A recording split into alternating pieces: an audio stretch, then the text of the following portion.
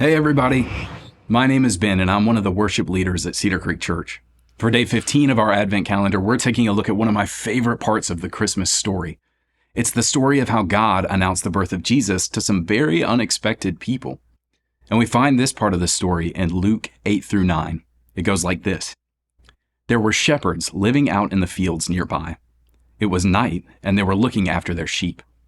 An angel of the Lord appeared to them, and the glory of the Lord shone around them. My favorite thing about this story is how God could have sent his angels to announce Jesus' birth to anyone. But for some reason, he chose the shepherds. Not the rich, or the powerful, or the famous, but the people who took care of the animals. I don't know a lot about what it was like to be a shepherd 2,000 years ago, since the only animals I take care of are my cats. But I do know what it's like to feel like my life isn't an important part of God's plan. But this story reminds me that no matter how unimportant I feel, I can be a part of God's story. In fact, years later, when Jesus grew up and started teaching others, he liked to call himself the Good Shepherd to explain who he was. Maybe that's why God chose to announce Jesus' birth to the shepherds. After all, that's kind of the meaning of Christmas. It's the story of how God himself became someone just like us. But what do you think?